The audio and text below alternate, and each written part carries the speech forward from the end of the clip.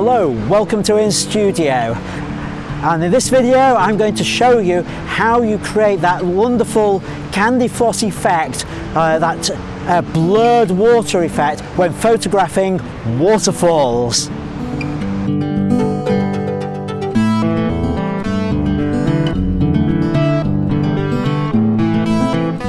Welcome to Canada and welcome to Montmorency Falls. You can see them just behind me. They are absolutely spectacular. And this presents a challenge for the photographer, because what we actually want to do with this is not freeze the water, but we want to get that lovely, smooth candy floss effect with the water coming down. So I'm going to explain how we do it. Well, the first stage is to take a test shot. Now I can do that just with the camera handheld. So I frame up, look at the scene, take a quick test shot, and the camera is telling me that for ISO 50, I've put it down to 50 on my camera because I really want to get as slow a shutter speed as possible, that at f22 it's still going to be a 25th of a second. Now, as you can see from the image, that's just a little bit too fast and we're not getting that flow of the water in there. So the solution is to use neutral density filters. Now they fit inside a holder here. So I'm aiming for about a 1 second exposure. So I've got with me a set of filters, an ND8 which will remove 3 stops of light, and an ND2 which will, an ND4 which will remove a further 2 stops of light. So I've put those in. Now from 25th of a second, let's do the maths on this. So we go down to a 12th approximately, a 6th, a 3rd, then another 2 stops, a 3rd would be 2/3, so just over a second we're going to get with that. So I'll dial that into the camera. So we've got 1 second at f22 and ISO 50. Now I can't hand hold that, so I need to use the tripod. So I'm going to put it on tripod, lock it firmly in place, and now I can take my shot. Just check the framing on it, that will do nicely, and a 1 second shot. A couple of other things to note about this is that I've taken image stabilization off, because with a long exposure, image stabilization will introduce blur into the image. The next thing to comment about is where I'm taking the photographs from. For the purpose of this video, I'm doing it just a little bit away from where I actually want to take them because of the spray. What I'm trying to avoid is having the spray on the video camera, because otherwise you're not going to be able to see me talking and see what I'm referring to. I'm going a lot closer to the falls and I'm going to get wet. The camera's going to get wet, my equipment's going to get wet.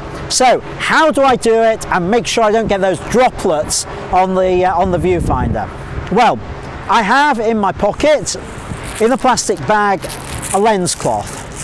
So I will turn my back to the spray, I will clean the lens, I will put in, basically it's a lens hood for the filter holders. I'll put that in to help prevent more water getting onto the lens, onto the filters actually in front of the lens.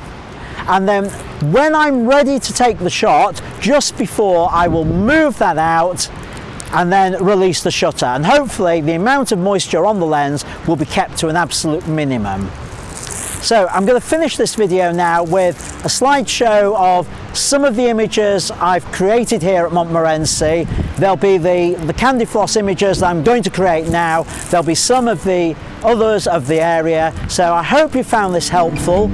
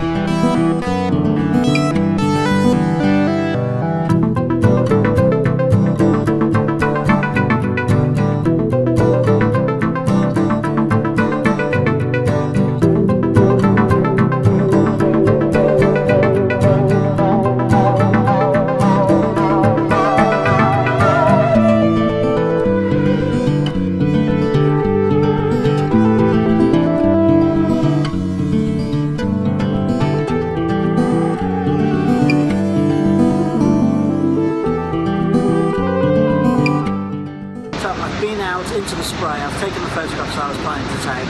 I just need to add an extra bit to the video. So I'm doing this on my phone, just as a little PS on the end of it. The technique I actually used for keeping the lens clear of spray was a bit different to what I described earlier. There was just too much spray there to do it that way. So what I did instead is I've got my trusty Carlsberg mat over the camera. So what I was doing, I had that over there to both protect the camera and protect the lens. Then I would use my cloth, put my hand underneath, clean the lens that way. That kept all the spray off until I was ready to shoot. I got everything set up. As soon as I was ready, I had my finger on the shutter and I would just whip the cloth off and take the shot. And that's how I did it. So slightly different to how I described. Thought I'd just mention it in this little extra video. Hope the sound works on this and on the previous one because of the roar of the waterfall. Until next time, thanks for watching. Subscribe to the channel, subscribe to my newsletter, and keep making great photos. Bye-bye. Thanks for watching. Please make sure you subscribe so you don't miss future videos. Up here is a playlist of other videos similar to this one. Here is a video I think you will like, whereas over here is one that YouTube thinks you'll like. Until next time, keep making great photos. Bye for now.